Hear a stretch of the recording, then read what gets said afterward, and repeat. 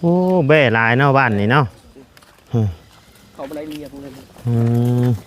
ยันกินมันบ่ยันกินมันเนาะ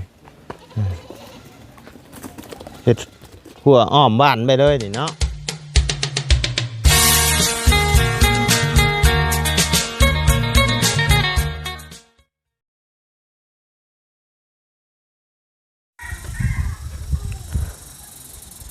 เอาเนาะพี่น้องเลยเปิดคลิปเปิดภาพมามื้อนี้ก็อยู่ทั้งบ้านหมู่บ้านอีกหมู่บ้านหนึ่งเนาะพี่น้องก็ซึ่งเฮาหลังจากที่ไปเฮือนน้องน้ำมาพี่น้องเฮาก็ได้บุกเข้ามาหมู่บ้านอีกหมู่บ้านหนึ่งซึ่งมีทั้งน้องหลาน้อยเพิ่นกับน้องน้ำเพิ่นพาเข้ามาพี่น้องเลยมามื้อนี้ก็6 คนพี่น้องเลยมีอาจารย์ลาวบ่าวตูนลุงเฮิมลุงนวดพี่น้องเลยแล้วก็บ่าวไล่เนาะเป็นหมู่บ้านใหม่พี่น้องเลยซึ่งทีมงานเฮายังบ่เคยเข้ามาจักเทื่อพี่น้องเลยทางเข้ามาก็โอ้ลำบากขนาดเนาะ เห็นทางรถอาจารย์ลาวมาสิถอยด้วยสิพ่อชำนี่เนาะว่ะ มากัน6 คนเนาะพี่น้องเลยทางนี่โอ้โหดขนาดพี่น้องเลยแคบซ้ำทางรถไถทางไปให้ไปหน้านี่พี่น้องเลยเอาก่อนอื่นก็กลับทักทายสบายดีเนาะพ่อแม่พี่น้อง FC เบิร์ดชุกุสู่คนบ่ว่าสิอยู่ในและต่างประเทศก็ยินดีต้อนรับเข้าสู่ช่องบ่าวไร่พาลุยคือเก้าพี่น้องเดี๋ยวบ่าวไร่สิพาเลาะหมู่บ้านแห่งนี้พี่น้องเลยซึ่งเป็นหมู่บ้านหนึ่งพี่น้องเลยหมู่บ้านใหม่เนาะที่เฮาสิพาเข้าไปพี่น้องเลยเข้าไปพาเยี่ยมชมทางหมู่บ้านนี่ก่อนพี่น้องเลยมาอยู่กับบ่ได้ไกลดอกพี่น้องกับบ้านสกีแต่ว่ามันโค้งมาเนี่ยบวกคิดบาชิมีหมู่บ้านอยู่นี่พี่น้องเลยก็เลยเข้ามาเบิ่งก่อนพี่น้องทั้งน้องหลาน้อยเพิ่นพาเข้ามาทางน้องเพิ่นพี่น้องเพิ่นคนแบบอยู่เฮือนน้องหลาน้อยกับพ่อและพี่น้องเลยนี่นะเพิ่นอยู่เฮือนน้องหลาน้อยบางเทื่อกับพ่ออยู่พุ่นบัดมาพี่พ่ออยู่พี่อีกพี่น้องเลยเพิ่นไปทุกทีเลยเนาะทางน้องเพิ่น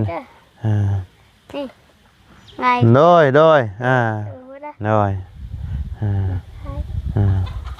ไปพี่น้องเดียว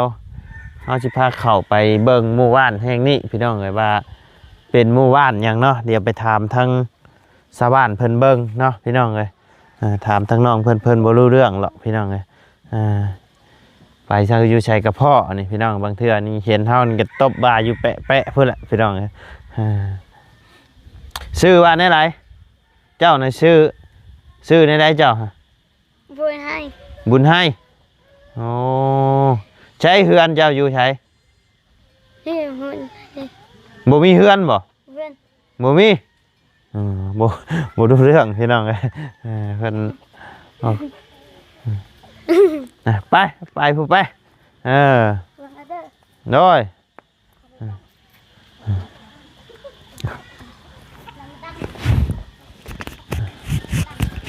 โอ้คือเอางัวคือผูกงัวแต่เบี่ยงแต่เว้นแท้เนาะมาแต่เลี้ยงเลยบ่ด้วยจังใดเนาะพี่น้องไปเดี๋ยวเข้าไปเบิ่งหมู่บ้านแห่งนี้พี่น้องอันเห็นดังค่านี่น่ะบ่แม่นเฮือนเพาะเฮือนไผ่ได้พี่น้องเอ้ยนี่เป็นเฮือนคนอยู่พี่น้องเอ้ยยังมุงหลังหญ้าอยู่เนาะพี่น้องเอ้ยยังมุงหญ้าอยู่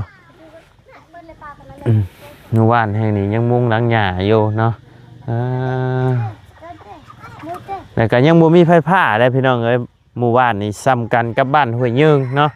ซ้ำกันกับบ้านห้วยยืงพี่น้องก็ยังบ่มีไฟฟ้ายังบ่ได้รับแสงสว่างเนาะพี่น้องเอ้ยแล้วก็ที่สำคัญก็คือสัญญาณเนาะพี่น้องเอ้ยโอ้ยอาจสิลงคลิปซ่าแน่เด้อเนาะพี่น้องเอ้ยคันเข้ามาบุกเขตใหม่นี่ไปหมู่บ้านอื่นนี่ยากนำสัญญาณพี่น้องเอ้ยเพราะว่าเข้ามาเลิกแล้วการสื่อสารสัญญาณก็ขาดหายเนาะพี่น้องเอ้ย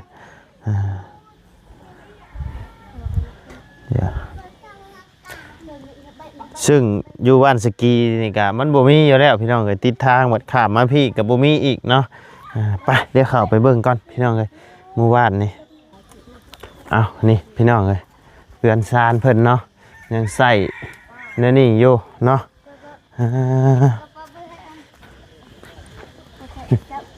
ใส่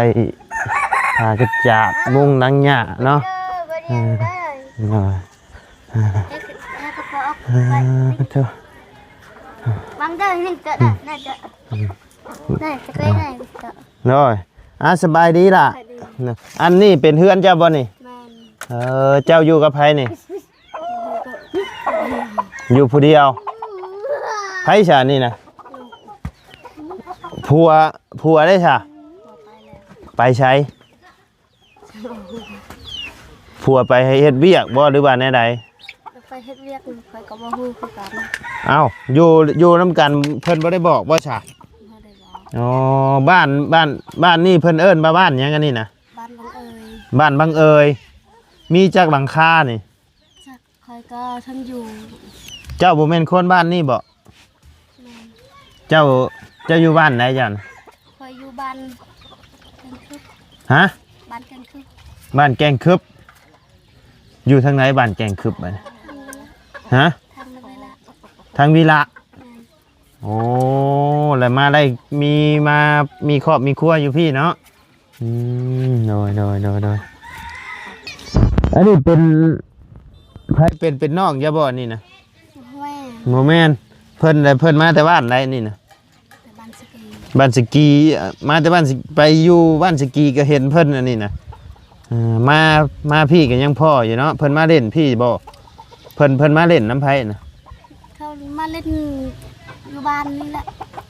พอเพิ่นย่างมาทางพี่ว่าดูว่าย่างลัดนี่ย่างเกี่ยวผู้ แม่น ป๋อบ่แม่นไก่เลยพี่น้องเอ้ยไก่เลยโอ้เอาโอเคซะเดียวไปเลาะเบิ่งทางบ้านนี่กันเด้อว่าเพิ่นมีจักหลังเนาะ เลย หน่อยเดียวขากลับออกมาสิอันนั้นเนาะสบายดีแล้วน้องเด้อเลยเนาะพี่น้องเรือนซานเนาะ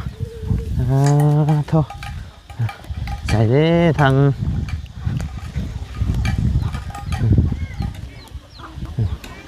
หมู่บ้านเรือนซานโอ้ยเนาะพี่น้องนี่จะมุงหญ้าแถวนี้กำโป่งยิงเป้งอยู่เนาะโอ้ไก่ลายได้บ้านนี่แต่ละหลังคาเนาะปลูกมุงหญ้าฝนตกมาบ่เปียกเบิดบ้อนนี่เนาะโธ่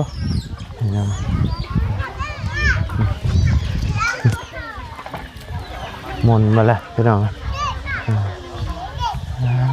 โธ่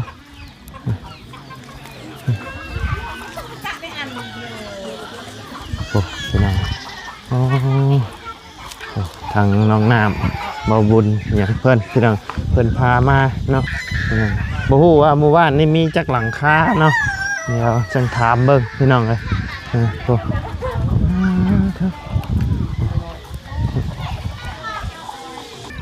เอาไปเนาะพี่น้อง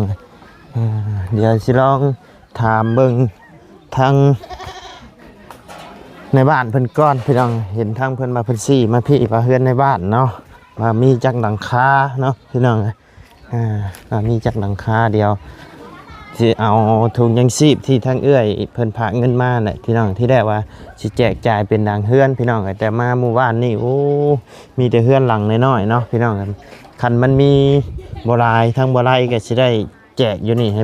แจกเบิดเลยพี่น้องแจกให้เพิ่นเลยเนาะสบายดีพ่อโดยอันทั้งพ่อนี่ว่าเป็นนายบ้านอยู่นี่อ๋อหมู่บ้านนี่มีจักหลังคาพ่อ17เนาะมี17หลังคา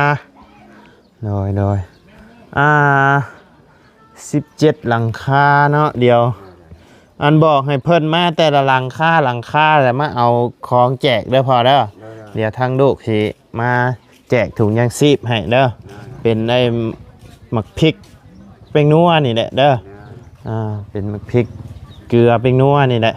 พอได้ ซอยเดือเป็นเบื้องต้นไปก่อนเนาะเพราะว่าทางทีมงานเฮาก็เข้ามาเป็นครั้งแรกเนาะยังบ่ทันมีไผเข้ามาถ่ายบ่หมู่บ้านยังบ่เคยมีเนาะพ่อเนาะ โดย อ๋อ ลูกหลาน โดยอันนี้เป็นทางในบ้านเนาะเป็นเฮือนในบ้านเนาะนี่เนาะอ๋อโดยเป็นในบ้านมาจักปีแล้วพ่อ โอ้ยว่าบ่ได้เนี่ย เว้าบ่ได้ ได้น้อยถึงเท่านี่ แต่น้อยจนเฒ่า เด้อ เพิ่นบ่ได้เปลี่ยนบ่ใช่บ่เปลี่ยนเนาะ เป็นหัวหน้าหน่วยอีกในบ้านใหญ่อยู่บ่ดงใหญ่พุ่น โดยในหมู่บ้านนี่มีเฮือนใดแน่ที่ว่าทุกข์ยากอีหลอเพราะ นั่นแหละเบิ่งเพิ่น บ่แบบว่าทุกข์ยากกว่าหมู่หั่นนะแบบในอยู่ในบ้านนี่แบบบ่มีดินบ่มีให้บ่มีนาเฮ็ดหั่นนะ มีอยู่เด่นพลตอนพลสองตอน อื นะ มแล้วมีเฮือนใดบ่ที่ว่าทุกข์กว่าหมู่มี ชามนี้แล้วว่าหั่งก็บ่หั่งแล้วชามนี้แล้วชามนี้แล้ว อ๋อแบบว่าแย่บ่ามีเฮือนดังใดดังหนึงที่ว่าทุกข์กว่าหมู่ในหมู่บ้านนี่หั่นนะ ใครก็ไปใครมัน อ๋อพร้อม แต่เป็นราคาแม่นเนี่ยเป็นราคากล้วยเนี่ยหาได้กินข้าว โด ป้อม ยเออ โดยอันนี้ปีนี้มันก็ลงหันอย่ากินบ่ได้ อ๋ออันนี้ทางไอเมียของพ่อบอก โดย สบายดีได้อแม่เด้อโดยอยู่ได้อยู่กันจะคนนี่พ่อ เพื่อนล่ะ โดย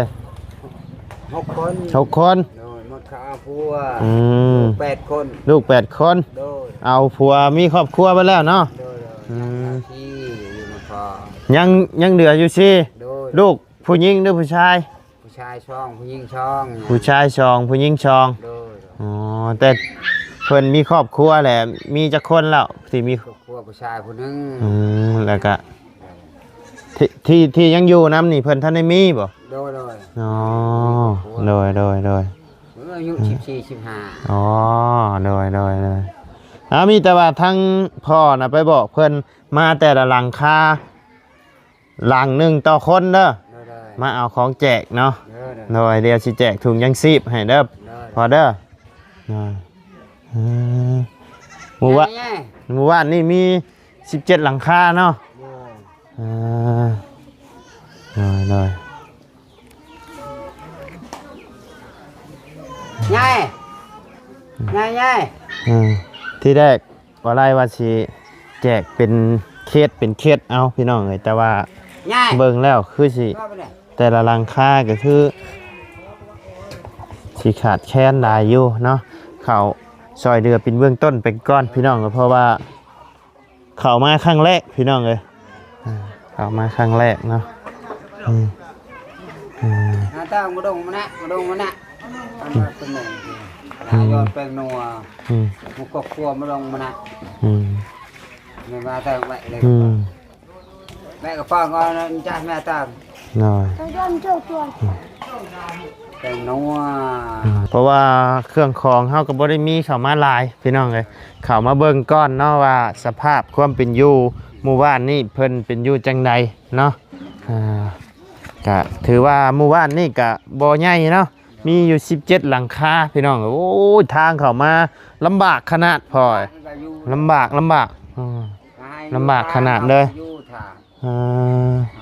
มันเพียงพอเขาอยู่นี่บ้านหาตักทายาที่ โดย ให้เข้าห่างภูมิ โดย ประดามผู้รวยอยู่ โดย เอาอยู่นั่งผู้ดอยนี่แหละ โดย หาเช้ากินแรงอยู่ อื นี่ มหาเช้ากินแรงเนาะ หาเช้ากินแรง โดย หาทาย อืมโดยเอ้าเดี๋ยวบอกให้เพิ่นไปเอาของอยู่ท้ายรถเพิ่นเด้อพอเด้อเดี๋ยวสิแจกของให้เด้อไปมี17เนาะมี17ชุด พุ่นบ่ทายอยู่พวกมันมีวะ โดยไปอยู่กับรถพุ่นให้เพิ่นมาไปอยู่ได้ โดยโดยเอาเนาะพี่น้องเลยเดี๋ยวไปเบิ่งเครื่องของเขาก่อนมาสิพอแจกจ่ายบอเนาะเพราะว่ามีโบราณพี่น้องเลยเข้ามาเป็นเบิ่งครั้งแรกเนาะ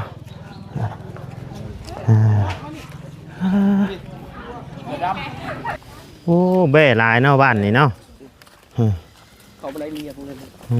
ม ปอด ยันกินมันบ่ ยันกินมัน เนาะเฮ็ดหัวอ้อมบ้านไปเลยนี่เนาะเออ